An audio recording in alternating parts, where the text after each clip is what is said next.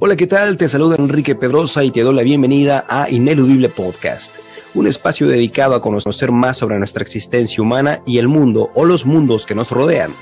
Algunas de las incógnitas de nuestra vida tienen respuestas simples, pero otras no tanto, pues hay hechos que a la mente humana le cuesta trabajo entender. En este espacio encontrarás respuestas y herramientas que te ayudarán a comprender de forma clara y simple tu eterno presente. Y para esto estaré entrevistando a especialistas en estos temas que nos impulsen a darle un sentido más claro a nuestras vidas. Bienvenido. Hola, ¿qué tal, familia? Feliz llamado presente. Bienvenidos seas a un nuevo episodio de Ineludible, y este episodio que estaremos tratando el día de hoy, estaremos abordando, es uno de los temas centrales y exquisitos que en lo particular, desde que tengo uso de razón, desde que empecé en el camino de las letras, pues siempre me fui inclinando con estas preguntas existenciales de la vida y por supuesto sin saber, hasta que con el paso de los años y de los lares que uno va cruzando, pues fui encontrando de repente estos personajes maestros llamados en escuelas, también en los vecinos cuando estaba pequeñito, y empezaban a compartirme esto de que mis preguntas acerca de la vida, acerca de quién era yo, eran preguntas filosóficas. Y para mí, cuando escuché la primera vez el término filosofía, tenía ni idea qué era, pero sentía que era algo que por ahí empezaba a llamarme la atención, y fue cuando ya con el paso de los años, a través de preguntar, de observarme, de cuestionar, pues fui dándole un sentido mucho más claro a lo que es mi esencia, mi presencia, el por qué está en todo esto. Y siento y creo que todos los que están escuchando en este momento han pasado justamente por esos momentos en sus vidas en los que nos preguntamos realmente el qué somos, para qué somos, cuál es nuestro propósito, por qué estamos creando algo en este mundo y por qué el mundo está creando algo en nosotros. Y estas preguntas, digamos, como que desatan justamente la caja de Pandora, y es que en sí misma la filosofía en su esencia considero que es la búsqueda precisamente inagotable de respuestas a preguntas fundamentales sobre nuestra existencia, la realidad, la moral y mucho más. Y para esto justamente el día de hoy quiero presentarte a mi invitada especial, quien nos va a hablar desde lo que ella ha encontrado, lo que ha desarrollado, lo que ha practicado acerca del mundo de filosofía, tratando de que este tema, que es tan vasto y tan amplio, pues pueda ser digerible para aquellas personas que son sus primeras veces en estos temas, como también para quienes ya llevan un rato navegando en estas aguas profundas acerca de las preguntas de la existencia. Así es que, Michelle, muchísimas gracias por aceptar esta entrevista. Bienvenida seas a Ineludible. ¿Cómo estás? No, muy bien, gracias a ti por invitarme el día de hoy. Creo que lo que mencionas es un tema sumamente importante y relevante, ¿no? Muchos de mis alumnos luego se me acercan diciendo lo mismo que tú, ¿no? Desde muy pequeño tienen muchas dudas, muchas preguntas, ¿no? Y me decían, esto parece muy filosófico, muy profundo, ¿no? Pero al final son temas que luego no se profundiza o no tocamos más a fondo y dejamos ahí las preguntas al aire y decimos, bueno, en algún punto de nuestra vida lo voy a contestar, ¿no? O lo voy a saber, ¿no? Y tal vez no es tan así. Y más que nada, creo que también es muy bonito esto que tú mencionas, que al final la filosofía no termina siendo solamente un, como se le dice la parte etimológica, ¿no? El amor a la sabiduría, que obviamente es eso, ¿no? Sino que lastimosamente se entiende la filosofía como algo muy teórico, pero también hay filosofía práctica, ¿no? Y yo creo que en estos años que me he metido en la filosofía, soy licenciada en filosofía, lo que te decía al principio del podcast es ahorita estoy haciendo una filosofía, una maestría en filosofía social, lo cual me llama muchísimo la atención, pero justamente lo que me he percatado, lo que me he dado cuenta en estos años, no es que la filosofía sí puede ser práctica, ¿no? Y eso es la cuestión en cómo conectamos lo racional con lo emocional y lo teórico con lo práctico, ¿no? Y una de las corrientes que a mí más me llama la atención es el estoicismo. No sé si tú ya has hablado del estoicismo, te has metido con el estoicismo en este canal, pero la verdad es que a mí este tipo de filosofía se me hace muy ad hoc a los momentos de crisis, en realidad, porque la filosofía se crea justamente estoica en este momento de crisis de Alejandría, ¿no? Y creo que funciona muchísimo actualmente y creo que por eso hoy en día se está recuperando tanto, ¿no? ¿Por qué? Porque es práctica, no solamente es una teoría de cómo vivir la vida, ¿no? Sino que es una forma de vida. En efecto, y de hecho, hablando de estoicismo, al rato vamos a profundizar porque, por supuesto, es una práctica filosófica hermosa y maravillosa. Pero, Michelle, hay una pregunta con la que siempre hablo para todos los invitados e invitadas, Dime. y es precisamente saber que cuando vemos a un maestro, maestra, Uh -huh, digamos, alguien que te sigue a ti en redes sociales, uh -huh, o alguien que ha seguido a mi canal, pues a veces cuando llegamos a estos perfiles es porque algo estamos pasando en nuestras vidas, uh -huh, algo nos falta, estamos enfermos de algún aspecto uh físico, -huh. psicológico y demás. Quiero preguntarte, ¿te gustaría compartirnos algo que hayas vivido intenso, fuerte, oscuro, trágico en tu vida y que fuiste Ujú. buscando, fuiste labrando para que quien te escuche diga, mira, yo pasé o estoy pasando esto que pasó Michelle y ahora me inspira a escucharla a ella y saber cómo salió de esa oscuridad a ese momento en el que ahora pues hace lo que hace y comparte lo que sabe? ¿Quisieras compartirnos algo? Ah, caray, creo que es la primera vez que en un podcast me hace una pregunta tan íntima, ¿no? Pero yo creo que han pasado muchas etapas en mi vida. No sé si lo sabes, pero soy de Venezuela. Ya llevo 10 años viviendo aquí en México y la verdad que yo creo que desde pequeña siempre empecé a formular preguntas o incluso querer racionalizar las cosas que me estaban pasando en mi infancia. Ya hablé un poco de esto en mi TikTok, si quieren síganme en mi chiblog, ¿no? Pero hablé un poco de ese tema de que yo viví mucha violencia doméstica cuando era muy pequeña, ¿no? Y esa violencia doméstica estuvo, yo creo que desde que nací, ¿no? Hasta los 17 años que fue que mis papás se divorciaron, ¿no? Y durante toda esta etapa, cuando yo era pequeña en especial, yo creo que desde los 9 hasta más adelante, yo me acuerdo que yo trataba de entender por qué estas cosas pasaban, ¿no? Porque, no más que de por qué esto me está sucediendo a mí, ¿no? Sino como que trataba de entender por qué tenía como estas figuras parentales, por así decirlo, tan inestables emocionalmente, ¿no? Yo trataba de racionalizar, tratando de darle un sentido, tratar de pensar que la loca no era yo por pensar que eso estaba mal, ¿no? Yo creo que después de eso me empecé a meter en el camino de la filosofía y empecé a encontrar respuestas que más allá de hablarme, claro, eso vamos a ir posteriormente, ¿no? Pero de mí me ayudó mucho a entender al mundo, ¿no? Y también el estoicismo, como te digo, me ayudó mucho a entender varias cosas, ¿no? Por ejemplo, que muchas personas actúan a veces desde su ignorancia, desde su desconocimiento, también desde sus heridas, ¿no? Y no para justificar ningún tipo de conducta, ¿no? Sino incluso para poder moldear y poder entender mejor y poderme incluso hasta ver un poquito más objetivo esta situación, ya que había salido yo de esta situación de violencia doméstica, gracias a Dios, que pasamos todo esto, ¿no? Y posteriormente, en estos años, empecé a darme cuenta de cómo también me funcionaba para entenderme a mí, no solamente entender al mundo y a veces la incertidumbre que este mismo nos trae, ¿no? Porque siempre buscamos certeza, siempre buscamos control, pero el control es una mera ilusión, ¿no? Pero ese es el poder ¿cómo se dice? Yo digo que la filosofía es una estructura mental para pensar el mundo, el poderlo problematizar, ser un poco crítica y también ayudarme a conciliar lo que siento con lo que pienso y tratar de ser coherente en mi vida cotidiana. Creo que eso me puede ayudar muchísimo a lo largo tanto de mi vida como en el transcurso de la filosofía. Pero creo que también es cierto que la filosofía también hay momentos para leer a ciertos autores. Yo justamente en 2021, 2022 me dio depresión, pero resulta que no era depresión, era trastorno de estrés postraumático no diagnosticado, pero justo por la violencia doméstica que te acabo de comentar. Y justamente hay ciertos autores que tú puedes hacer la filosofía para dos cosas, ¿no? Para reafirmarte, ¿no? De que lo que piensas está bien, o en el caso opuesto, en esta manera, ¿no? Para cuestionarte, ¿no? Y en este momento yo estar leyendo muchos autores que me gustan muchísimo, porque creo que en ese momento está en el momento mental y emocional para tomarlos de una manera correcta, porque eran autores que prácticamente decían, bueno, es que la vida no vale la pena, o que todo está mal, o sea, sí, pero no estaba en ese momento emocional para leerlo. O incluso la parte de los estoicos, que los estoicos son muy conocidos por suicidarse, ¿no? Entonces luego lo lees y dices, ah, pues como que no hay tanto tema. No, no, espera, sí hay tema, ¿no? Entonces luego creo que también es autoconocimiento de saber qué autores necesitas, en qué momentos, también como uno debe ser crítico con los autores, aunque a uno les guste, le llame la atención, poder también poner un límite en este caso. Y creo que al final lo que es el camino del aprendizaje nunca acaba. Y eso creo que es algo precioso de la filosofía, porque no solamente es aprender de filósofos y autores, sino de problemas, de realidades, de circunstancias, y eso nos ayuda a nutrir nuestra experiencia y ser un poquito más, yo diría, tener un horizonte un poquito más amplio para desenvolverse, ¿no? Fíjate que hay muchas personas, Michelle, no sé si te ha pasado, que Uh -huh, algunas que ya conocen o están dentro del uh -huh, campo de la filosofía, consideran que esto es como estar siempre muy arriba, ¿no? Es como muchas uh preguntas -huh. y pocas respuestas y es Claro. estar como creando mucho, concretando nada. Desde tu experiencia en todo esto, para algunas Uh personas, no digo que sí sea, pero -huh, para algunas personas uh -huh, así, desde tu experiencia, para quien te esté escuchando ahorita, con lo que sabes y con lo que es Michelle, uh ¿cómo -huh. tú defines filosofía y qué ha hecho la filosofía en ti? Ok, yo la filosofía me gustaría ejemplificarlo como una herramienta.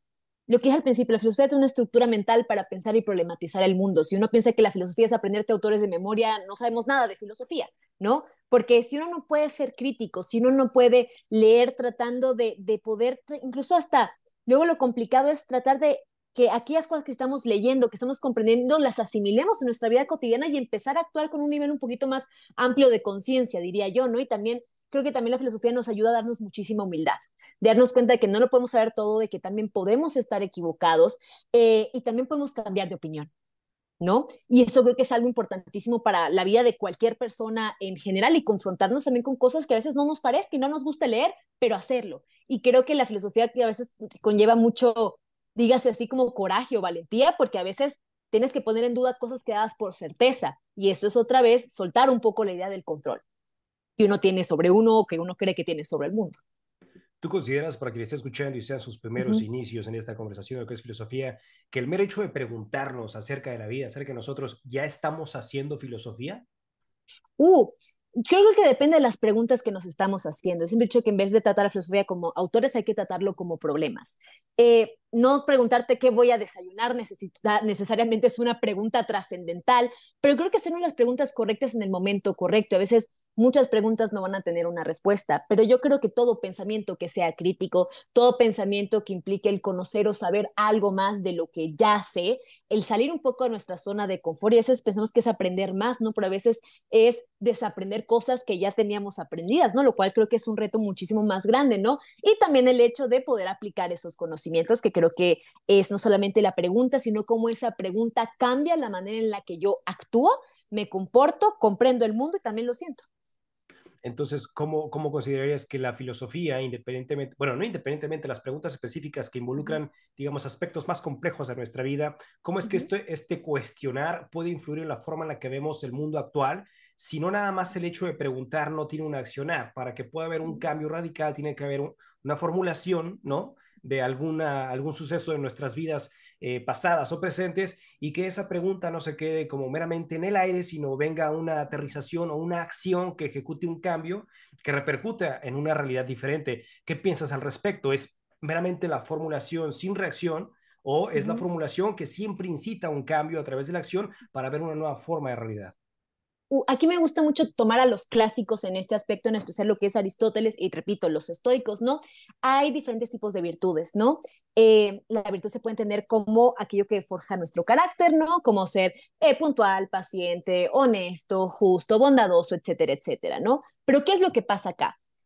Yo creo que mucho tiene que ver con primero sentirlo, aprender a sentir. O sea, creo que luego estamos muy desconectados de nuestro lado emocional y pensamos que la pregunta necesariamente tiene que ver solamente con un plano racional, lo cual yo creo que es completamente falso. Hay preguntas en general que engloban como nosotros, como entidades afectivas, que posteriormente nos llevan al cuestionamiento y posteriormente nos llevan a la acción. Claro que necesitamos una vida contemplativa, ¿vale? Que es la que estamos diciendo, el cuestionamiento, las preguntas, pero luego necesitamos la parte activa. De nada me funciona la vida contemplativa si no actúo. Y el actuar sin la parte contemplativa es como simplemente reaccionar sin pensar, lo cual también lleva múltiples equivocaciones en este caso. Ahora, ¿cuál sería la transición entre la pregunta y la acción? Yo creo que tiene que ver con pasito a paso, es decir, la virtud, uno puede entender, por ejemplo, la virtud de la puntualidad, ¿no? Llegar temprano. Racionalmente lo podemos entender, ¿no? La puntualidad es, aunque sea llegar a la hora o 5 minutos antes. Ahora, la aplicación no es como que tú, ya el día de mañana que te propongas ser puntual, vas a llegar temprano. No, pero por ponte llegar aunque sea 5 minutos antes de lo que llegabas. Aunque llegues 20 minutos tarde, ahora llegas 15, no 20. Y luego creo que por eso la filosofía y la virtud en general o el trabajo de nosotros mismos puede ser tan frustrante porque pensamos que en el momento que me lo propongo, luego lo alcanzo. En el momento que me lo pregunto, ya luego mi vida se resolvió. No, tiene que ver con acciones que a veces son pequeñas, pero se hacen un hábito, diría Aristóteles, para posteriormente hacerlo como una parte de nuestra segunda naturaleza, donde ya llegar temprano es algo completamente normal para mí, ¿no? Pero se practica. Y yo creo que es esta parte, ¿no? No hacer saltos cuánticos de, bueno, me hago esta pregunta de no sé quién soy. Bueno, no es como que te la preguntas y ya luego al día siguiente sabes, ¿no? Pero puedes preguntarte, bueno, ¿qué me gusta? ¿Qué pienso? ¿No? ¿Cómo me entiendo? Y esa pregunta creo que no nada más se contesta por quién soy hoy, ¿no? Sino que constantemente nos vamos a estar haciendo estas preguntas. No es una pregunta que se contesta una vez y ya, porque entonces no hablamos de cambio. Algunos me preguntaron esto a mí y te paso ahora esa pregunta. Si yo estoy en estos momentos de mi vida, sobre todo la gente igual, insisto, que está escuchando esto por primera vez, Ujú, y me estoy cuestionando muchos aspectos de mi vida, de mi matrimonio, de ujú, mis relaciones laborales, de lo que sea, y estoy en este conflicto de tantas preguntas que emergen, pero sé que, tiene que haber un cambio. ¿Cómo sé que en este proceso de cambio o transformación, después de la pregunta existencial, a través de este parámetro que dices que indica la acción, cómo sé que las acciones que debo de tomar le van a dar ese poder o sentido a los aspectos filosóficos existenciales que estoy creando y no ujú. estoy creando algo que me separa más o me confunde más de mis preguntas iniciales? ¿Me expliqué? Ok, o sea, a ver si te entendí. ¿Cómo sé que estas preguntas y las tomas de acción que hago son como correctas o van a la par de lo que me estoy cuestionando y en realidad me están trayendo como que más dolor, por así decirlo, o problema? Sí, sería algo así como tengo formulación de preguntas acerca de mi Ujú, existencia y de repente sé que necesito respuestas ante esto. ¿Cómo ujú, puedo diferenciar entre que mis acciones están ujú, conducidas a darle respuesta a estos aspectos o preguntas filosóficas de existencia en mi vida? A ujú, las mismas acciones que en vez de que le dé una respuesta a estas preguntas iniciales, ujú. me hagan más complejo o me aturdan más o me creen más preguntas acerca de ese problema Mm. inicial. Yo creo que pueden ser ambas, tanto te pueden traer más preguntas, como al mismo tiempo también creo que te pueden dar algunas respuestas inmediatas. La cuestión es que no hay que dejar de cuestionarlo y hay que hacer algo al respecto. Y te aseguro que muchos nos vamos a equivocar. A veces las preguntas pueden ser las incorrectas, a veces las acciones también lo pueden ser, pero si no estamos dispuestos a experimentar el error, el fracaso, la prueba, entonces, ¿cómo vamos a saber si vamos por el camino correcto? Si esos cuestionamientos tenían un principio, tenían una finalidad o no. Y creo que ese es el problema, ¿no? Luego pensamos que la pregunta me tiene que dar un resultado inmediato, o qué tal que me da más preguntas que respuestas. Bueno, pues es que ya empezaste por el camino del cuestionamiento y lo más probable es que van a haber más preguntas que respuestas y te van a llevar a otras maneras de actuar y otras maneras de actuar y más cosas que hacer. Pero eso es lo inevitable cuando casi casi tú dijiste al principio, ¿no? Abres la cajita de Pandora. Es decir, ante las preguntas irreversibles de nuestra vida, Uh existencialismo puro, cuando uno quiere llevar estas respuestas y darle obviamente un sentido mucho más claro, -huh. ¿tú consideras que la filosofía para poder ser comprendida o vista o trabajada se vale de muchas otras herramientas, digamos la espiritualidad, digamos, no sé, la familia, digamos lo que sea? ¿Hay otros ambientes que le dan respuesta a la filosofía o la misma filosofía muestra caminos propios filosóficos para responder estas preguntas iniciales filosóficas? Yo creo que habría mucha, no sé si decir pedantería en pensar que la filosofía se basta a sí misma. Yo creo que todas las corrientes se necesitan la una a la otra y ser interdisciplinares. Si pensamos que la respuesta más la voy a encontrar en una de una corriente de pensamiento como lo que es la filosofía, yo creo que estamos en un error. No nada más es la parte filosófica, también hay que entendernos que no solamente somos un ser racional, sino que también somos un ser espiritual, también somos un ser emocional, también somos un ser social en este caso, ¿no? Y hay diferentes dimensiones en las cuales estas preguntas se pueden ir desenvolviendo y contestando. La cuestión es cómo podemos integrar esas diferentes respuestas, ¿no? Para ayudarnos, por así decirlo, con estos diferentes elementos que nos sirven y nos ayudan. Para mí, por ejemplo, lo que es el estoicismo con la psicología cognitivo-conductual me parece que es increíble en muchos aspectos. Ahora, también lo que es la parte social me ayuda a entender incluso en el ambiente en el que me desenvuelvo y también la parte espiritual me ayuda mucho a decir esta cuestión de incluso hasta de confiar hasta cierto punto, ¿no? Y dejar ir aquellas cosas que no puedo controlar, ¿no? Y eso creo que es la parte bonita, ¿no? Pensar que nada más la filosofía se contesta a sí misma desde sus diferentes corrientes y sí, hay respuestas, pero si nada más pensamos que la vamos a encontrar en un solo lugar, creo que ya nos estamos encasillando.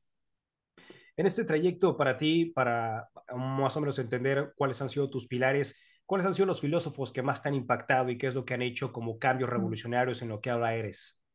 Yo creo que lo que es Aristóteles, es que me gustan mucho los clásicos, pero lo que es Aristóteles me fascina. También lo que son los estoicos, lo que es Cicerón, por ejemplo, lo que es Séneca, Marco Aurelio, Epicuro, me fascinan. En este caso también hay una filósofa del medievo que me gusta mucho, que se llama, que es una mística, es una de las cuatro doctoras de la iglesia, se llama Hildegarda von Bingen, muy interesante ella, si la pueden buscar, se las recomiendo muchísimo. Spinoza también me gusta mucho. Los existencialistas también me llaman mucho la atención. En este caso, Kierkegaard, me he metido mucho con él. Hannah Arendt, que se me hace increíble para la parte política y social. Husserl y creo que también Nietzsche, con la parte vitalista, me llena muchísimo, ¿no? Y creo que esos son los autores en los que más me he especializado y los que más disfruto leer. ¿Cómo es que has cambiado, por ejemplo, a lo mejor alguien que esté leyendo algún libro de estos, Ujú, cómo es que llegaron, o sea, impactarte, obviamente al leer, ujú, crea esa emoción, ¿no? Ese ujú, conjunto de sensaciones. ¿Cómo tú haces o le das esa prioridad a poder resolver esos asuntos de tu vida y que no se quede como un trabajo intelectual, sino como un trabajo de ujú, integración? ¿Cómo esas lecturas te han influenciado a ti y cómo has trabajado en base a qué técnicas, herramientas para que esto ujú, ahora sea un equilibrio mutuo? Las preguntas, la lectura, que es, digamos, como la maestría que ujú. vamos teniendo, y después el proceso de integración. ¿Cómo integraste todo esto o lo integras? No, bueno, en un primer lugar, algo que yo hago mucho con mis alumnos es que les enseño la manera que yo aprendí y cómo aprendí tratando de buscar ejemplos de mi vida, de mi cotidianidad en lo que estoy leyendo. Muchos piensan, bueno, ¿qué puede aportarnos Aristóteles si murió hace montones de años? Bueno, es que, ¿qué es lo que dice Aristóteles que te está resonando para tu vida? Porque al final no poder pensar, bueno, es que son muy alejados a nosotros, sí, pues se hacen las mismas preguntas que tú te estás haciendo hoy en día. Entonces, un poco integrar lo que estoy leyendo con mi vida ya me ayuda a hacer un puente. ¿Vale? Una especie de conexión, por así decirlo, de qué es lo que está diciendo esta persona me está a mí como que sonando o haciendo ruido o incluso hasta se asemeja con lo que yo estoy viviendo en este momento. Posteriormente, la parte de cómo actúo en consecuencia es, a ver, ¿qué herramientas me están dando estos autores o qué me están diciendo? Por ejemplo, mucho es la parte del autoconocimiento, la parte de la duda que ya hemos comentado, también la parte incluso, yo diría que hasta tratar de entender el mundo fuera de los esquemas que ya tenemos. Por ejemplo, pensar que hay diferentes respuestas de las que ya hemos dado, lo que te he dicho de un poco aprender a desaprender, de meterme con diferentes autores y ver qué es lo que ellos piensan de diferentes problemáticas de las cuales a mí me competen. Por ejemplo, Hannah Arendt tiene un texto que me gusta mucho de la banalidad del mal, ¿no? Que habla, por ejemplo, de los casos de Nuremberg cuando pues enjuiciaron a los nazis en nombre de la humanidad, ¿no? Y lo cual se me hace muy interesante porque ella siendo una filósofa judía tiene un aspecto muy crítico a lo que fueron los casos de Nuremberg, lo cual me parece increíble, ¿no? Y podernos poner en diferentes posturas y te digo, tener esta humildad para saber que no lo sabemos todo y no siempre tenemos la razón en este caso. Otra herramienta muy importante que yo podría ver o que yo creo que yo he aplicado en mi vida cotidiana es tratar de ¿cómo lo digo?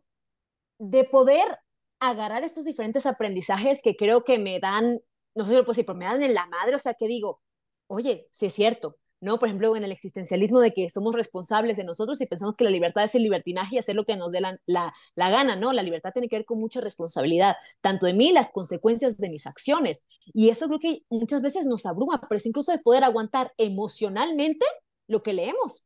¿No? Porque qué padre los autores con los que me convengan, pero los que no, por ejemplo, hazte responsable, comprométete contigo y comprométete con la humanidad, parece mucho, pero creo que es un trabajo que se empieza a hacer poco a poco y con la práctica uno empieza, yo creo que a integrar, diría yo, porque he sido un poco mi experiencia de manera natural, pero con pequeños hábitos que me han ayudado a dimensionar lo que estoy leyendo. Ok, entonces podemos entender que hay diferentes formas de entrar a la filosofía, diferentes Sí. corrientes de acuerdo a cada persona que esté viendo tales situaciones. En Uh -huh, términos generales, es un poco complejo poder decir exactamente, pero en términos generales, para quien te esté escuchando, ¿por dónde le aconsejas entrar a la filosofía para uh darle -huh. sentido a su vida? Bueno, sí creo que depende mucho de la persona, pero aún así sí considero que hay autores claves o básicos. Muchos te dicen vete a los clásicos, se podrían ir a los clásicos en este caso, nada más que luego son un poco complejos la manera de escribir, pero a mí me gusta mucho, es más, te enseño que aquí tengo el libro y me gusta mucho porque tal vez siento que tiene que ver con este canal. ¿Dónde está? Se llama... mmm, siempre tengo 80,000 libros acá y por alguna razón los termino perdiendo. Pero es uno de Alan Watts que se llama La sabiduría de la inseguridad. Y Alan Watts, espera, es que no me voy a quedar tranquila hasta encontrar el libro, te lo juro. Tiene un Porque luego montón de digo, libros, muy filosófico, pero también muy espiritual, Alan Watts. De hecho, hay varios. ya lo has tocado tú, Alan Watts, entonces. Aquí Ya. está, aquí está. Bueno, no sé si se ve acá, pero es la sabiduría de la inseguridad de Alan Watts. Así Y Alan es. Watts me gusta mucho porque es un filósofo que de hecho en filosofía casi no se toca, pero me encanta porque es un filósofo del siglo XX que trae mucho de la corriente oriental al occidental. Y lo que me gusta mucho es que tiene también muchos elementos el estoicismo, del vitalismo y también yo cuando lo leo se me hace muy sencillo en este caso. Es decir, tiene mucho contenido en tan solo un párrafo, pero yo creo que lo que nos dice Alan Watts en este libro de la sabiduría de la inseguridad, creo que es mucho, uno, la parte de entender que lo que decía al principio, no podemos tener el control sobre todas las cosas, también comprender que la vida consta también de enfrentarnos a la incertidumbre de la misma y que no necesariamente está mal el dolor, porque el dolor también es parte de la vida, y también incluso hasta romper esta dualidad que creemos que tenemos dentro de nosotros, ¿no? Lo dice el yo con minúscula y el yo con mayúscula, ¿no? Como que el yo racional y el yo emocional, ¿no? Y es como, espérate un momento, pero en el momento que nos empezamos a fraccionar, a dividir, ya creo que nos empezamos a perder, y eso es algo que de hecho empieza comentando Nietzsche, ¿no? También se me hace muy vitalista Alan Watts en este aspecto, pero Nietzsche es otro tema de conversación más complejo, pero yo diría que para comenzar, Alan Watts me gusta muchísimo, y un autor contemporáneo que está vivo, se llama Byung-Chul Han, y les recomendaría mucho este libro de La Sociedad del Cansancio de Byung-Chul Han. O también este otro libro que también es muy, muy bueno, que se llama El aroma del tiempo. Byung-Chul Han es un filósofo de, eh, ¿cómo se dice? Pues origen coreano, actualmente está en Alemania, creo que también tiene la nacionalidad alemana, ¿no? Y es muy interesante las críticas que le hacen en la actualidad al mundo tal cual y como lo conocemos, lo cual también recomiendo muchísimo a este autor. ¿Hacia dónde conduciría, tú crees, el aspecto, la fusión? Porque Alan Watts, hablando del autor, Uh es, -huh, por supuesto, un excelente filósofo, pero también considerado un maestro metafísico espiritual, en el uh sentido, obviamente, de abordar las partes existenciales filosóficas con -huh, las preguntas que estamos tocando, pero uh también -huh. encauzar a través de la acción en esa unión mente, cuerpo, espíritu, para que esas respuestas de esa unificación lleven precisamente a una resolución de esas preguntas. Pero también Alan Watts decía, de hecho, en el libro de La enseñanza del Tao, mencionaba en el libro que a mayor cantidad de preguntas existenciales que vas teniendo, posiblemente menos respuestas van llegando, pero esas cantidad menor de respuestas que vas teniendo van respondiendo muchas más preguntas. Es decir, a preguntas elevadas, Uh -huh. respuestas sencillas. Y las Claro. respuestas sencillas vienen a través de las acciones en mente, cuerpo y espíritu. Cuando Mm, unificas, se responde perfectamente, obviamente, la pregunta existencial y con eso te responden muchas más preguntas, ¿no? ¿Qué piensas al correcto. respecto? Yo creo que estoy muy ahí en la línea con lo que tú estás diciendo. A veces nos concentramos más en las respuestas, pero a veces hacernos las preguntas correctas. Algo que también me gusta mucho, esto de hecho lo dice Kant, es una frase que a mí me encanta, que dice, la razón muchas veces te hace preguntas que no puede contestar, pero al mismo tiempo no puede dejar de hacérselas, ¿no? Y a veces hay que entender que lo importante no es siempre encontrar una respuesta en ese momento, sino incluso el podernos ya cuestionar al respecto de eso, ya estamos un paso más adelante, ¿no? Que en el que estábamos anteriormente, que era la mera ignorancia o inocencia respecto al tema. Pero ¿no crees que a corto o largo plazo para cierto grupo o sector Uh de -huh, personas, mientras más te preguntes, ya es un gran paso, pero uh mientras -huh, menos resuelvas tarde o temprano, ven una máquina del tiempo o una línea del tiempo y se te uh -huh. viene otra vez el caos? ¿No puede ser que eso sea un arma de dos filos? Eso es la angustia, o sea, yo creo que eso es lo que uno lidia mucho en la existencia en la vida, porque al final, como estamos en una temporalidad, dices, bueno, puedo dejar la respuesta para después, tarde o temprano puede colisionar, tarde o temprano las respuestas las voy a necesitar ya. La cuestión es que yo sí creo que en la vida misma, al final de cuentas, las preguntas que nos hacemos y las respuestas no sé si llegan en el momento indicado, en el tiempo indicado y en el momento, en el lugar, sino sí creo que a veces están para cuando nosotros estamos preparados para recibirlas, muchas veces, ¿no? Y creo que a veces uno se puede hacer tonto, ¿no? Saber que tiene una la pregunta, pero no quererla resolver per se, pero esa es la vida que obliga. ¿Por qué? Porque la misma temporalidad, las mismas circunstancias a veces te arrasan a un punto de o actúas o actúas. Y eso yo lo he visto en la relación, por ejemplo, que te decía al principio de la violencia doméstica, ¿no? Mi mamá se tomó 20 años en tomar una decisión, 20, pero mejor que hayan sido 20 a 30, a 40, ¿no? Entonces yo creo que tarde o temprano uno puede saber y uno puede entender las cosas, pero hay momentos donde dices de quiebre de, puedes seguir así, o llego al punto de quiebre y decir, basta, ¿no? Y creo que esa es mi experiencia personal, donde lo ideal no sería esperar hasta que la vida casi casi estés acá de o actúas, o tienes la respuesta, sino hacerlo un poquito antes y adelantarlo, pero muchas veces la gente lo hace hasta cuando ya está en esos momentos límites o de crisis, por así decirlo. Justamente en el libro de cómo ser un estoico de Massimo Uh -huh. Piuccini, no sé si lo has leído, Ajá. hay algo Sí. interesante y hermoso que me encanta de este libro, de este autor. Él comenta, dice, está bien que te formules las preguntas que quieras, pero no ceses en encontrar respuestas a algunas de esas. Ante las preguntas que no respondiste, déjalas colgadas en el árbol de la vida porque estás abriendo un camino para que otro filósofo encuentre las respuestas de eso y se así haga el paisaje o la naturaleza de la vida, ¿no?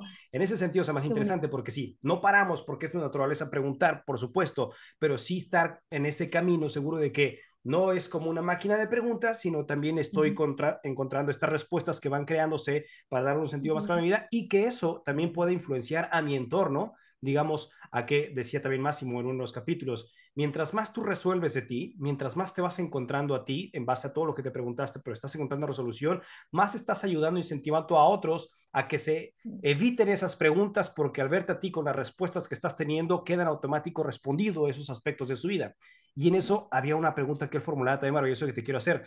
¿Cuál tú crees que es la pregunta filosófica más intrigante o difícil de responder? Uh, Honestamente, yo creo que la pregunta por el sentido.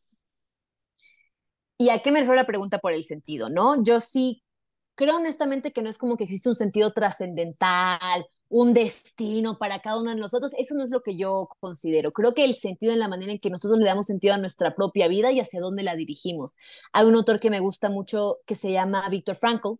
De hecho, no sé si lo han escuchado, has hablado tú de él en este podcast, ¿no? Pero él es un sobreviviente de la Segunda Guerra Mundial y muchas veces, bueno, él crea el método de la logoterapia y todo lo demás. Y el libro más famoso que se tiene de él es El hombre en búsqueda de sentido, pero yo les recomendaría un libro que a mí me gusta un poquito más, que se llama Del psicoanálisis y existencialismo. No sé si se puede ver acá. Psicoanálisis y existencialismo, ¿no? Del Fondo de Cultura. Lo recomiendo mucho, porque aquí justamente Alan Watts se pregunta que muchas veces tenemos que resignificar. Y eso también tiene que ver con estar dispuestos al cambio y entender que aunque el sentido que tú encontraste en un momento mm, cambió, no significa que la vida ya no valga la pena, no significa que no puedas encontrar un nuevo sentido y también no significa que porque no hay un sentido todo está mal y todo está libre y todo es doloroso, entonces mejor nos matemos todos porque no encuentro un sentido. Y creo que esa es la transitoriedad de la vida, lo que también la hace bonita de vivirse, pero yo siempre he dicho que la vida es como una ruleta, ¿no? A veces estás abajo, a veces estás arriba. Cuando estás arriba piensas que no va a durar mucho tiempo, cuando estás abajo piensas que va a durar toda la vida, ¿no? Y creo que lo mismo pasa con el sentido, va cambiando, se va resignificando y a veces uno pasa esos momentos de crisis, ¿no? Donde ya uno no lo tiene, entonces dice, bueno, ¿hacia dónde me dirijo? Bueno, es que también el proceso también es disfrutable, no solamente el resultado, y creo que esa es luego la pregunta, yo creo que individual que nos deberemos hacer todos nosotros, más compleja. Ahora, en la filosofía, sigo pensando que es esa, pero unos dirían la respuesta a la pregunta por el ser. Pero eso ya es otro tema de conversación de ontología y metafísica.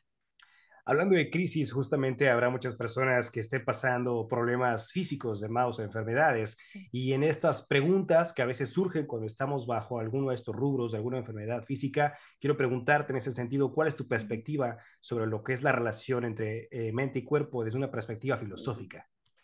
Uy, yo creo que la filosofía ha estado muy peleada con el cuerpo.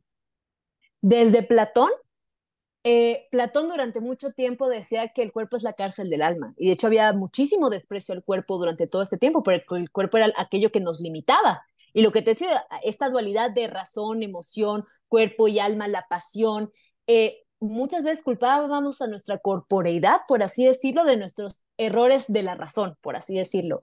Pero yo sí creo que al mismo tiempo tenía como un doble entendimiento, ¿no? Porque Platón también era muy conocido por ir al gimnasio y cuidar, ¿no? De su cuerpo, ¿no? ¿Por qué? Porque también vivimos a través del cuerpo y también uno tiene que ser disciplinado por él mismo. También no vamos a pensar que la cuestión de los dolores corporales no son relevantes. De hecho, Epicuro comenta que la felicidad tiene que ver con la ausencia de dolor corporal, ¿no? Y la tranquilidad del alma, ¿no? Estar como que bien emocionalmente. Uno pensaría que es el exceso, que es el placer constante, ¿no? Pero a veces es un sentimiento incluso hasta de bienestar. A su vez, el cuerpo, yo diría que con Nietzsche empieza también a agarrar un papel muy importante, porque podríamos decir que Nietzsche regresa a esta parte del instinto, regresa a la parte de conciliar el cuerpo con el alma, es decir, no lo tenemos que por qué despreciar, no tenemos que pensar que el cuerpo es la causa de todos nuestros males y todos nuestros pecados, sino que tenemos que entender que la parte también el cuerpo también es una parte de nosotros que nos demuestra esta vitalidad, nos hace tener ganas de vivir, ¿no? Entonces, el cuerpo también aquí ya se empieza a consolidar, más bien, a considerar un poquito más cuando entendemos que somos un todo, que también esta parte o el aspecto del cuidado va a ser muy importante a través de hábitos, a través de conocimiento, incluso también de nuestro propio cuerpo, y también tiene que ver con entender que vivimos a través de un cuerpo, que somos un cuerpo, ¿no? Pero que también hay que tenerle su debido respeto en este caso, ¿no? Y que también es completamente normal que nos podamos enfermar, que tengamos padecimientos. Hay un libro que a mí me gusta mucho, nada más para cerrar con esto, que se llama Ese dolor no es mío. Y es un libro que a mí me gusta mucho, es un libro de hecho de psicología que comenta algo muy importante y muy interesante. No le estoy spoileando mucho, ¿no? Pero comienza esta parte del libro con el psicólogo que como a los 35 años empieza a perder la vista.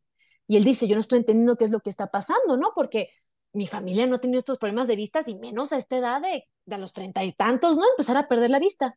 Va con montones de doctores y todos los doctores le dicen, no hay nada que podamos hacer, o sea, no entendemos por qué estás perdiendo la vista, casi, casi tienes que resignarte a que ya no vas a tener vista, ¿no? A lo que él dice, el autor se va a Medio Oriente y va a hacer meditaciones, va a hacer yoga y va con múltiples chamanes. Va con un chamán y ya muy frustrado porque ha ido con varios, ¿no? Y al parecer su tema de la vista no está mejorando, ¿no? Y va con un chamán y le dice, es que ¿por qué a mí? ¿No? ¿Por qué yo tengo problemas de la vista? Y el chamán le pregunta, ¿y por qué no? O sea, ¿qué te hace creer a ti que eres la excepción? Todos nos enfermamos, todos podemos tener problemas de la vista, todos al tener un cuerpo somos propensos a las enfermedades, a dejar de ver, a que nos duele la espalda, a que nos dé gripa, todo eso. ¿Tú por qué crees que eres la excepción? ¿Por qué tú no? Y muchas veces creemos que estamos exentos de la vida o que la vida no me va a pasar a mí. Pero es que también uno tiene que entender que eso es parte de uno. Es porque específicamente Dios la tiene en tu contra porque eres el guerrero más fuerte. O sea, no necesariamente, ¿no? Pero a veces entender que simplemente esta parte de la aceptación de que a veces las cosas pasan y dejar de estar peleados con nuestra realidad, saber que ella es así, pero aún así que no somos nuestra enfermedad. O sea, él no era discapacidad visual. O sea, podernos separar de la enfermedad y decir, yo tengo una enfermedad, más no soy esta enfermedad, creo que es un aspecto muy importante y dejarle de dar tanto peso a algo aleatorio que nos puede pasar a todos nosotros y que no nos define por quiénes somos. No sé si has leído al autor llamado Jiddu Krishnamurti. Él tiene un montón de libros que se me hace Uh -huh. mucho, muy parecido bajo el rubro de Alan Mm, Watts.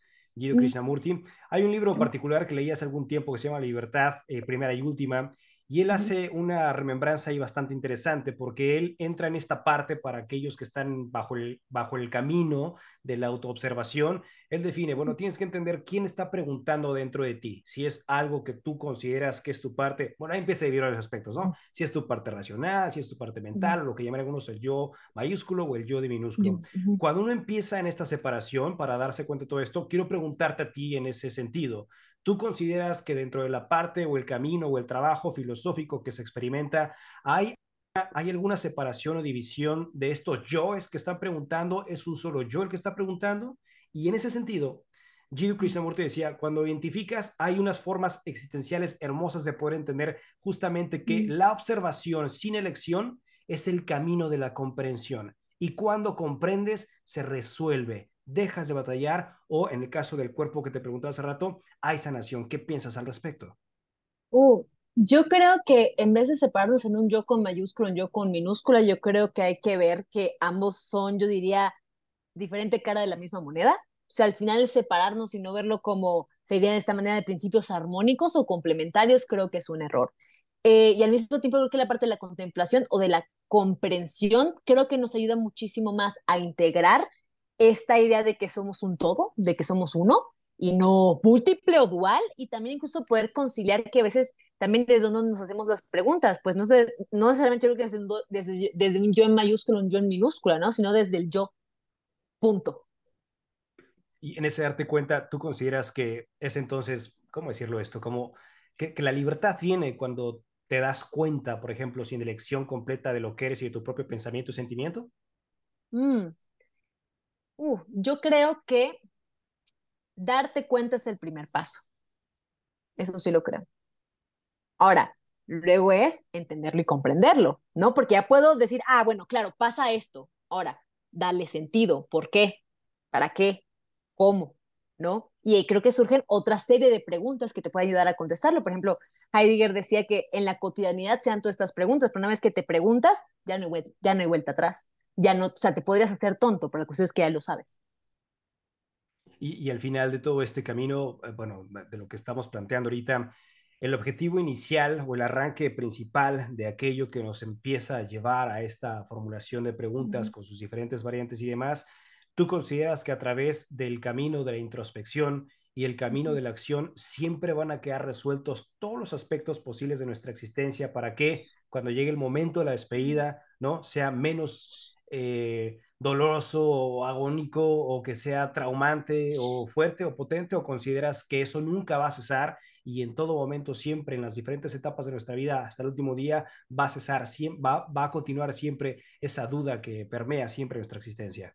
yo creo que idealmente debería de continuar. Creo que pensar que vamos a contestar todo es pues, iluso de nuestra parte, ¿no? O sea, contestar todo, creas que ahorita ya contestaste todo. La cuestión es que mañana, pasado y en unos años pueden surgir muchísimas más. Yo creo que la filosofía decía que, bueno, de hecho Aristóteles decía que el filósofo es aquel que se prepara para la muerte. El que se prepara para la muerte es como viviendo una buena vida, en este caso. Y vivir una buena vida viene con el cuestionamiento constante, con el trabajo constante, con la experiencia constante, ¿no? Y con también el hacernos preguntas todo el tiempo. Si pensamos que este trabajo se acaba, estamos en lo equivocado. Javier también dice trabajar en algo consta en darle tiempo y trabajar en estas preguntas nos va a costar toda la vida. Entonces, ¿qué papel consideras que juega la filosofía en la construcción de una identidad personal o social? Uh, sí, yo creo que en primer lugar la cuestión de la identidad es compleja.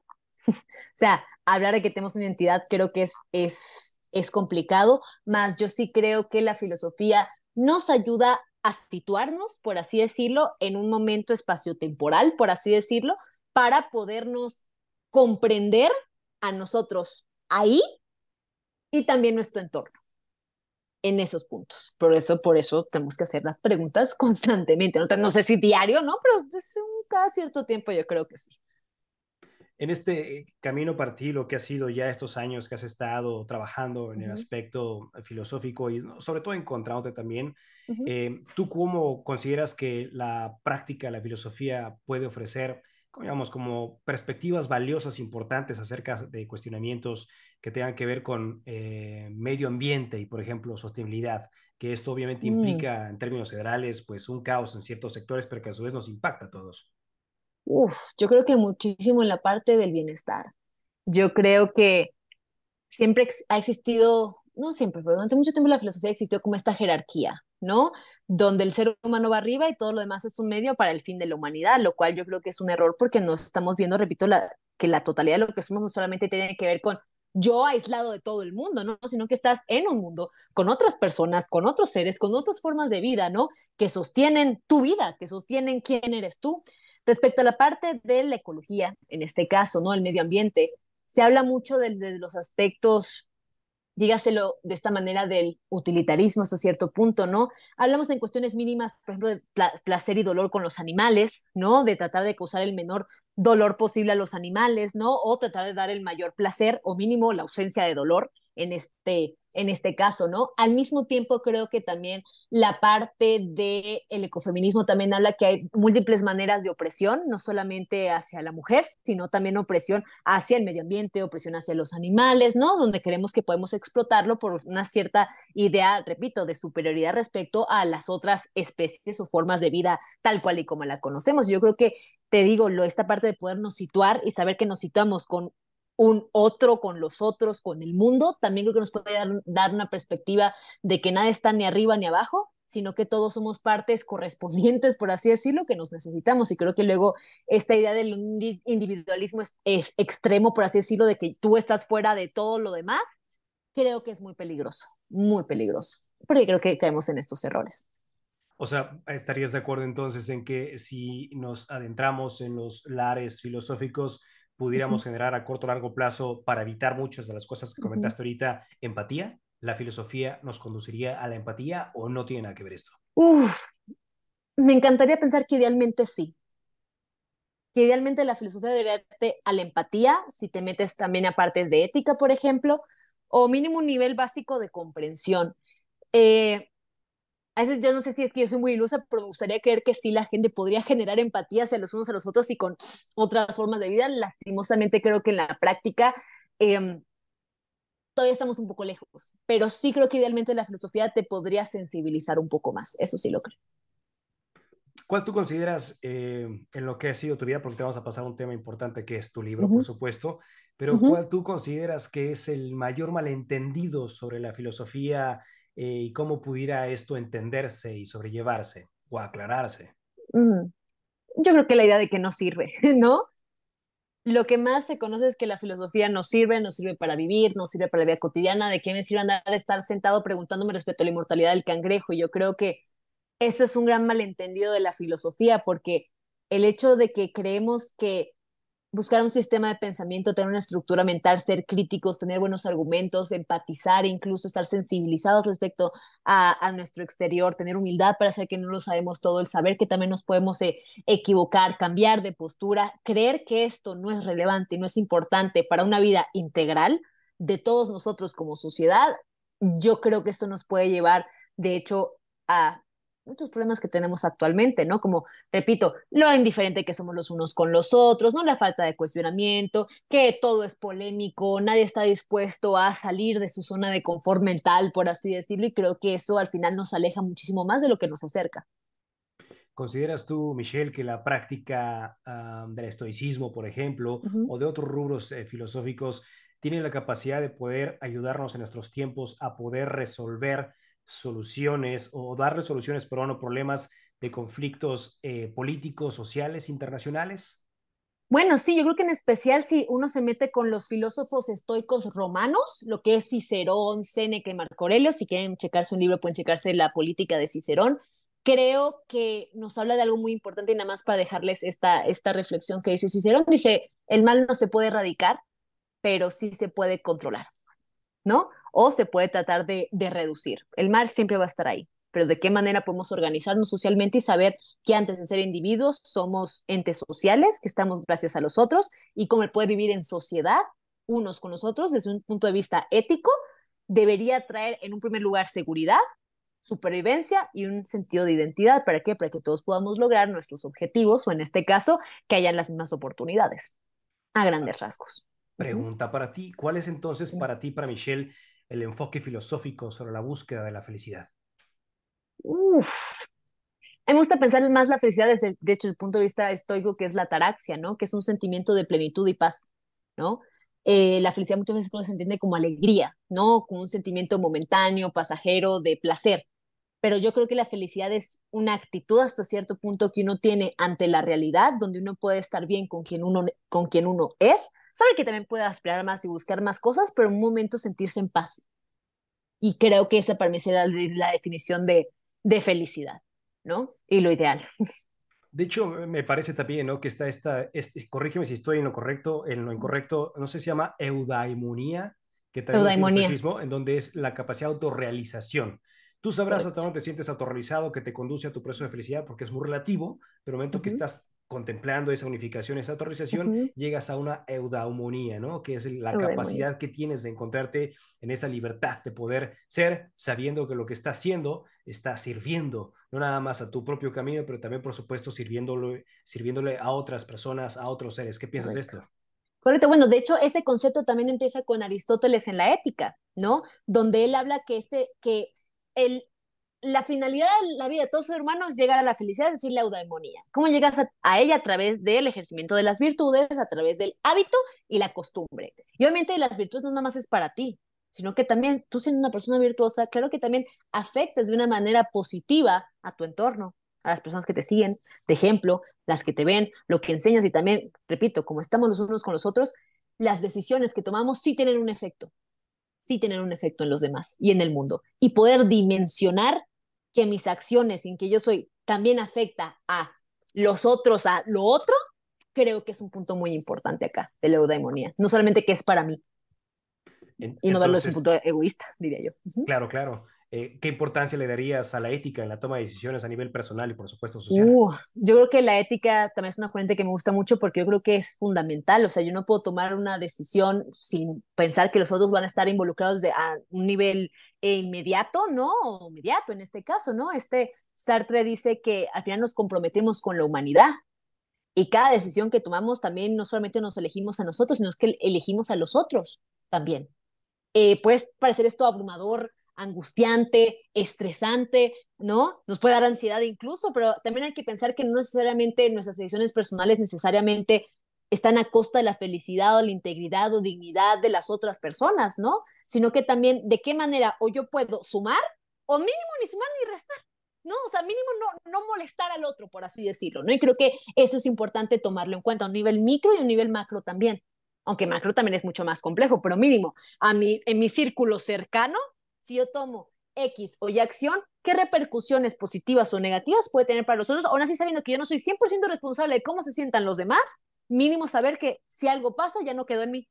No porque yo quería hacer algo para hacerte sentir mal, para molestarte, para herirte, ¿no? Uno puede estar con tranquilidad de conciencia de que aunque sea uno eligió, sin la necesidad o sin la intención de hacer daño.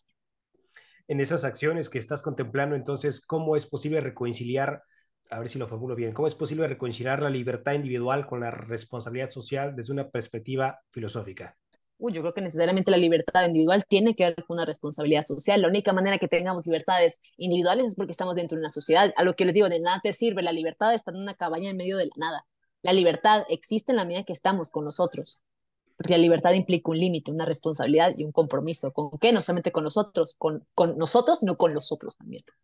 Entonces, ¿pero qué me dirías al respecto acerca de lo que es el libre albedrío y, por ejemplo, la determinación a hacer algo? ¿Cómo Uh, influencia esto? por ejemplo, yo creo que hay una postura más compatibilista, ¿no? Creemos que o está todo determinado o somos completamente libres. Yo creo que es compatibilista en el sentido de que hay condiciones en las cuales se da la vida, no elegimos físicamente como nacemos, no elegimos nuestros papás, no elegimos nuestro estatus socioeconómico, el país, etcétera, etcétera. Esas son condiciones. Más las condiciones te pueden inclinar a actuar de cierta manera, más no te obligan. Eso sí yo no creo. Te inclinan, más no te obligan. Hay personas con más o menos predisposiciones, pero creo que la libertad no radica en las opciones que uno tenga, sino en la capacidad deliberativa que tenemos para tomar decisiones. ¿Vale? No es como que tú eres más libre que yo porque tú tienes más ropa que yo para ponerte, ¿no? Eso me parece un absurdo de lo que es la libertad, como si voy al Starbucks y como tengo 80 leches que escoger y 80 cafés, de seguro estoy en un país bien libre, no necesariamente, ¿no? Y luego lo entendemos de esa forma, ¿no? Pero sí creo que inevitablemente la libertad que yo tengo involucra a los demás y al mismo tiempo debo hacerme responsable de lo que hago, por lo tanto no es un determinismo total, porque si no me haría víctima de todo y pues yo no soy responsable de nada, entender que tengo condiciones que no puedo cambiar y que no puedo controlar, como también a los otros no los puedo cambiar ni no los puedo controlar, pero saber hasta cierto punto que está eso ahí, más mi poder de decisión y hasta cierto punto no poder entender cuál es mi rango de acción, ¿no? Y yo creo que eso sería lo más importante para no darse cuenta de estos postulados de la ética. Desde lo que tú consideras y vives y piensas y eres, ¿qué definición le das filosóficamente hablando a la vida y a la muerte? Mm, uf, ¿Qué son para ti? uf. Hasta cierto punto yo creo que es un poco, no voy a decir lo mismo, pero creo que están en el mismo camino. Lo que te decía al principio, igual de la misma moneda, diferente cara. Creo que lo que hace, lo que hace que la vida tenga sentido muchas veces es la temporalidad, es que es finita. La mortalidad yo creo que es algo deseable en todo caso. ¿Por qué? Porque también nos hace tomar decisiones y valorar las cosas que hacemos en el momento en que lo hacemos. Y también creo que la muerte y la vida siempre están en constante, vamos a decir, lucha, ¿no? Pero están latentes todo el tiempo, ¿no? O sea, conforme vas viviendo también te vas muriendo, por así decirlo. Pero creo que el hecho de poder tomar conciencia de que estamos vivos implica tomar conciencia de que nos vamos a morir. Y muchas veces lo vemos como puestos, lo vemos como, bueno, es que me voy a morir, ay, pues ya cuando tengo 80, pero es que la muerte está presente todo el tiempo. Y si no tenemos presente la muerte, creo que pensamos que la vida va a ser eterna, que no hay consecuencias, que va a durar esto para siempre, en vez de empezar a valorar pues el presente donde estamos ahorita. No necesariamente vivir siempre en el pasado, ni siempre en el futuro, sino poder disfrutar también lo que estamos haciendo ahora. ¿Por qué? Porque sabemos que no va a durar toda la vida, porque hay un límite. Ese límite es la muerte. Decía Paramahansa Yogananda, en uno de sus libros, El camino hacia la iluminación, aprendiendo estos momentos de vida y muerte, sobre todo para las gentes, o la gran mayoría que viven apegadas a las personas y apegados a muchos aspectos, que una práctica muy sencilla para empezar a distinguir entre la vida y muerte en el momento presente, sobre todo en el caso de los familiares o parejas o lo que sea, es que cuando tú estás con tu pareja, por ejemplo, o con tu mamá y vas a abrazarle, vas a un besito, es tener en la conciencia plena y absoluta que estás besando a un mortal.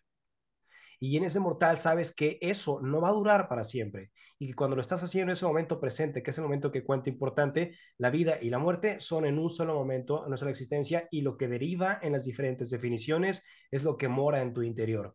Pero al final las dos suceden al mismo tiempo. Y ahí sabiendo otras metáforas, como por ejemplo cuando estamos en época de otoño, mientras tú y yo estamos hablando, hay hojas que están cayendo, ¿no? Ya pasaron su ciclo. Claro. Así es que en esa unificación es todo esto. Y quiero preguntarte, para ir leyendo todo esto, ¿por qué la vida es para ti la antesala a lo que puede conducir, digamos, a un campo nuevo de existencia en nosotros, que nunca hemos visto experimentado como tal, es decir, el cese de la vida física, biológica, a la muerte, para que podamos tener, si es que tú crees en eso, una transición de cuerpo humano a algo energético, astral, sutil, espiritual? ¿Tú consideras desde lo que has abordado y conoces en filosofía que después de este aspecto físico hay algo energético, sutil, espiritual, o hoy cese todo, acá todo? Mm, yo creo que te mentiría si lo sé, no lo sé. Yo, si me preguntarías, me gustaría pensar que sí. Me gustaría pensar que sí existe algo después, como energéticamente hablando. Me consta, creo que no nos va a constar a ninguno de nosotros hasta que nos muramos, ¿no? Y creo que nadie va a vivir para contarlo, por así decirlo. Me gustaría pensar que sí, pero como no lo sé, a mí me gusta mucho agarrar esta reflexión que hace Nietzsche del eterno retorno, que luego mucha gente lo entiende como, claro, es que Nietzsche habla de, de la reencarnación. No, Nietzsche de hecho habla de que esta pregunta es muy importante para la vida en general y te la voy a hacer a ti, es una pregunta que también a los que nos están viendo se las pueden hacer. Y la pregunta del eterno retorno de Nietzsche es la siguiente y es, si tuvieras que vivir tu vida de nuevo, una y otra vez, sin poder cambiar absolutamente nada, ¿lo harías? Hay dos respuestas obvias, sí y no. ¿Qué contestas tú? Sí, Sí. Pues qué bueno, Enrique. Si contestaste que sí, dice Nietzsche, pues padrísimo, ¿no? Si contestaste que no, Nietzsche te diría, pues bueno, no. Pero lo bueno es que ya te hiciste la pregunta. Y de ahora en adelante que te hiciste la pregunta, vas a poder vivir una vida o intentar vivir una vida que creas que vale la pena de ser vivida, aunque sea más de una vez. Y eso es lo más importante para Nietzsche. sí, la respuesta es sí, pero si hubiese y Ujú, supiésemos que hay reencarnación y me preguntaras, ¿quieres ujú. volver a reencarnar? No, ya no. No. Ya tengo más de esta, ya estoy de Ya lo que viví es lo la que vida tenía que humana. vivir en todas mis vidas, gracias. Ya, yo ya no, y a veces suena chistoso, pero lo he compartido con amistades y mi pareja. No, yo ya no, si fuese elección y fuese así como, team, check, yo ya no reencarno, ya tuve suficiente en este momento de aprendizaje. Pero si fuese Ya, el caso, pues sí, ¿no? claro. Así es. Oye, y quiero preguntarte, entonces, hablando de esto, ¿por qué la vida y no mejor la muerte? Bueno, ahí estás hablando de mi, perdón, se me quedó el teléfono, de mi bebé, mi Ahí libro sí, de por qué la vida y no mejor la muerte, lo pueden adquirir por Amazon en tapa dura, blanda o en Kindle. sí. Este libro lo hice principios de 2022 y lo saqué en agosto 2022, o sea, ya el año pasado lo saqué. ¿Por qué el título? Ujú. El título viene gracias a el filósofo Heidegger, que él tiene la pregunta de por qué el ser y no mejor la nada. Y dije, bueno, ¿por qué no hago un título parecido de por qué la vida y no mejor la muerte? Y justamente en este libro hablo de, que te había comentado al principio del video, que a mí en 2022 me habían detectado con depresión, pero en realidad era síndrome de estrés postraumático no tratado. Eh, y justamente, aunque ya iba a terapia y todo lo demás, nada más que per se no me habían diagnosticado como tal. Y justamente me dio como estas ganas de decir, ay, pues como que me quiero morir, ¿no? Y en vez de suicidarme, dije, pues ¿por qué no escribo mejor al respecto, ¿no? Es decir, antes de tomar una decisión en este estado mental, ¿por qué no mejor me pongo a escribir?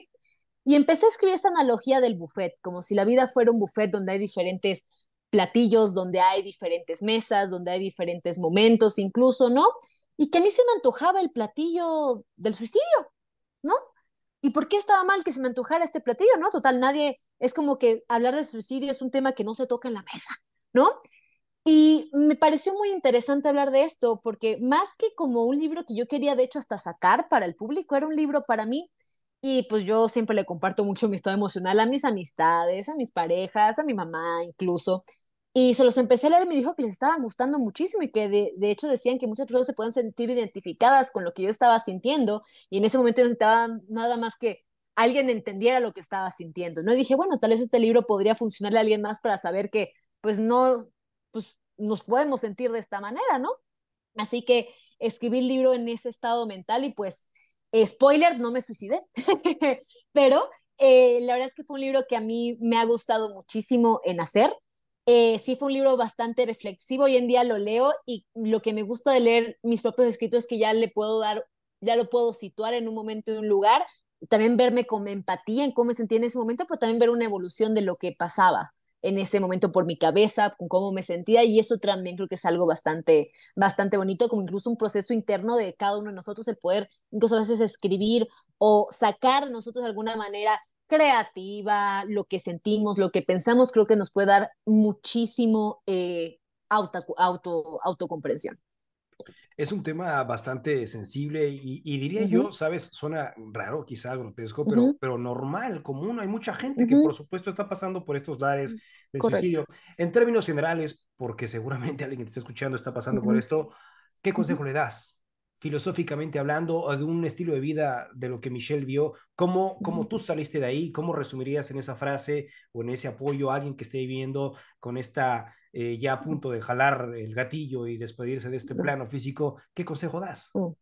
Pues yo creo que, en primer lugar, creo que lo más complejo, o así como yo lo sentí, no es a veces sentir dolor o sentirse triste, sino a veces sentir completa indiferencia, no sentir nada, y eso cansa, ¿no? Ahora, yo sí creo, algo que les diría sería, espérense. Yo algo que no había hecho en este punto era, había sido probar todas las alternativas. Y por todas las alternativas era ir al psiquiatra, meterme en otra corriente psicológica en este momento, darme chance, incluso darme tiempo para ver si pasaba, ver si los medicamentos me ayudaban lastimosamente, y eso lo pongo al final de mi libro, ¿no? Lastimosamente la salud mental termina siendo un lujo en países de Latinoamérica en general. ¿Cuántas personas tienen acceso a un buen psicólogo? ¿Cuántas personas pueden comprar un medicamento? Pero al final pongo como líneas de ayuda a las cuales se puede acudir y decir también que es importante hablarlo, no quedárselo callado, también sacarlo, lo que uno siente, lo que uno piensa, porque a veces yo diría que también es estar en un momento de mucha frustración, de simplemente decir, es que no quiero estar aquí y ya, no me parece que nadie lo entiende, parece que todo el mundo te dice, bueno, pero no estás triste, ¿no? Pero a veces no solamente eso, no creo que es tener una conversación muy seria ya ni siquiera con la muerte, porque ya lo que pongo ahí es, en realidad yo deseo la muerte o es que no quiero una vida tal cual y como la estoy viviendo, o es que no quiero sentirme así, porque no necesariamente es desear la muerte, tal vez no desear la situación en la que estoy. Y creo que sería hacernos esas preguntas que nos pueden, yo creo, en mi momento hizo que yo postergara el hecho de suicidarme y decir, si antes de hacerlo voy a probar todas estas opciones, trataré de contestar las siguientes preguntas y si aún así con todo y eso lo trato y no me sale, pues ya luego veré. Pero aún así, aunque no tenga preguntas, respuestas y aunque sea doloroso y cansado, pues ¿por qué no valdría la pena de vivir en esas condiciones también? Y eso también es una pregunta que me hice, ¿no? Y creo que muchas veces hay que darnos tiempo, ¿no? Y pensar que vale la pena también trabajar en nosotros. ¿Qué respuestas o resoluciones te dio la filosofía para salir de este estado de aparente suicidio? Uh, yo creo que diferenciar los deseos de muerte al suicidio. Por ejemplo, Por ejemplo, y lo pongo en una parte de mi libro, ¿no? Pensamos que querer la muerte y querernos suicidar es lo mismo. El deseo de muerte, habla la filosofía, es algo completamente normal. ¿Querer ya no estar? Sí. Ahora, quererte quitar la vida es otro tema de conversación. A veces que la vida puede ser muy abrumadora. Es decir, ay, como que sería mejor no existir en este momento, ¿no? Cuando uno está enfermo, cuando uno se tiene que despertar a las 5 de la mañana para ir al trabajo, ay, cómo me gustaría no existir. Eso es completamente normal, ¿no? Es que no me gusta hablar de cuestiones de normal y normal, ¿no? Pero es completamente común, dígase de esta manera, ¿no? Y el suicidio, por otro lado, en los estoicos lo hacen en condiciones bastante específicas, por ejemplo, es cuando están en un estado de neutralidad, por así decirlo. Y es una conversación, repito, con la vida misma, y muchos lo hacían ya también cuando eran mayores de edad, o sea, ya cuando estaban en una edad avanzada. Y ellos lo hacían por decir, yo ya hice todo lo que quería hacer, yo ya me siento bien con quien soy, con quien fui, con lo que hice, y prácticamente, pues, ¿para qué me quedo acá para robar más aire? En pocas palabras, ¿eh? Lo estoy simplificando muchísimo ahorita en el podcast, ¿no? Y también decir, bueno, ¿qué más quiero vivir? ¿Qué más quiero hacer? Y decir, bueno, podría estar tranquila si me voy hoy, ¿y por qué? ¿No? Y creo que eso es algo que a mí me llama mucho la atención. Esa creo que fueron de las principales aprendizajes de la filosofía respecto a la parte del suicidio. O sea, podrías decir que a lo mejor es morir a ideas diferenciado completamente a morir físicamente.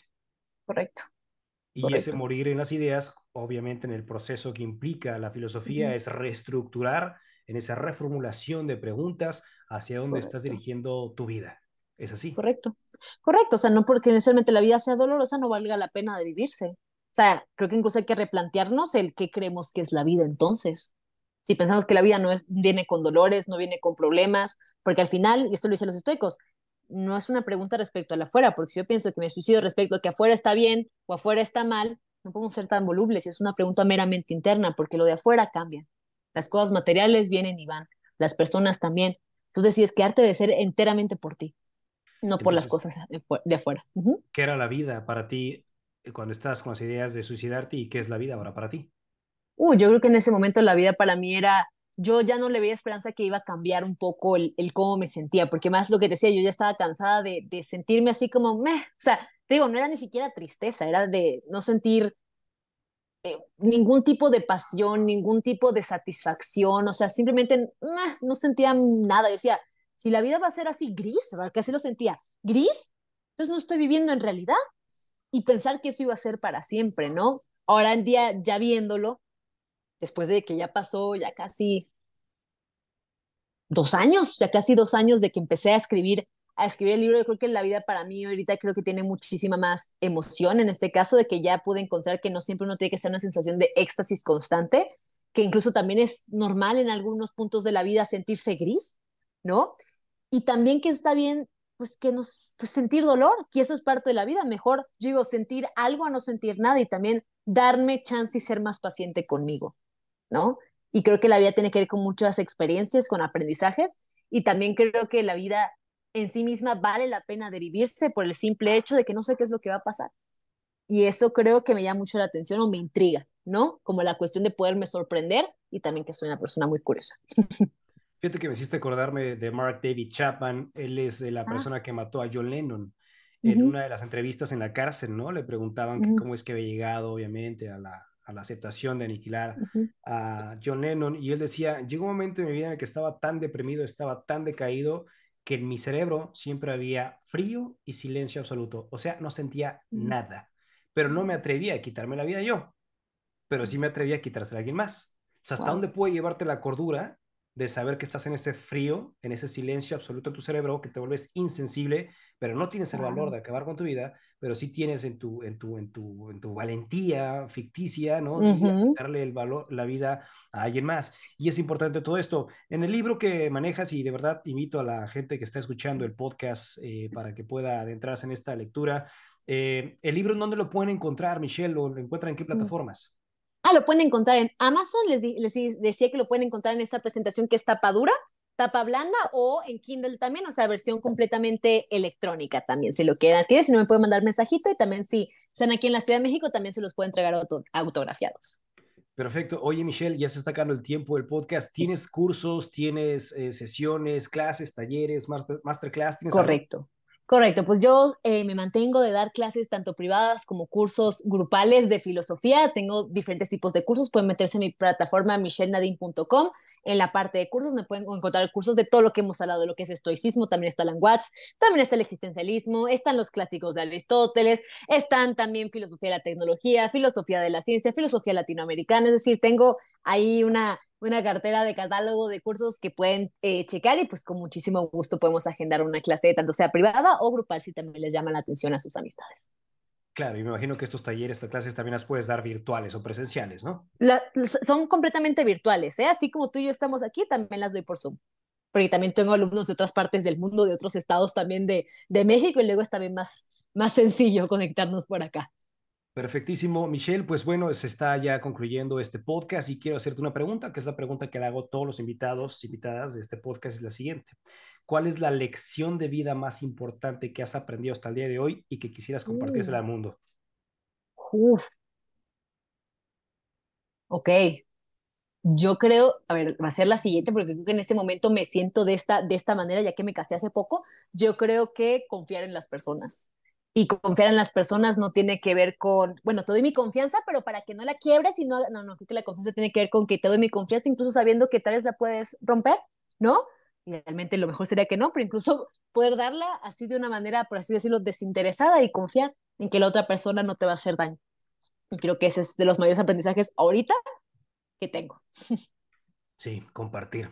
No dar, porque Sí, al dar se puede pensar que necesita algo a cambio, ¿no?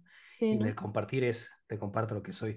Muchas gracias, Claro. Michelle. Algo con lo que desees cerrar tu episodio. Pues muchísimas gracias a ti, Enrique, por invitarme, ¿no? Muchísimas gracias a los que están viendo el podcast. Me gustó mucho la plática. Creo que abordamos temas bastante interesantes y bastante padres que espero que les ayuden a todos ustedes, ¿no? Y también fue muy enriquecedora para mí la plática contigo, Enrique. Ya voy a checar ahí luego los autores que mencionaste porque me llama mucho la atención.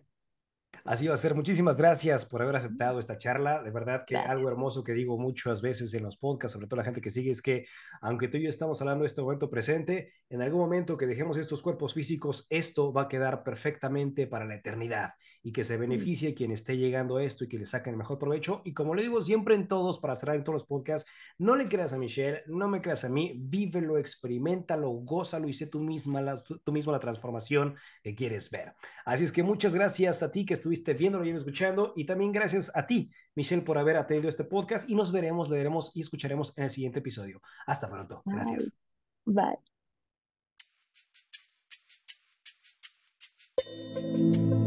Yo soy Enrique Pedrosa y hemos llegado al final de este episodio. Si te ha gustado este contenido, envíaselo a quien tú crees que se pueda interesar y te agradeceré si nos calificas con 5 estrellas en Spotify y Apple Podcasts para poder llegar a más personas. Etiquétanos en Instagram como @ineludiblepodcast para saber de dónde nos escuchas y a quién te gustaría que entrevistemos, y si quieres tener la experiencia visual de nuestro contenido, búscanos en YouTube.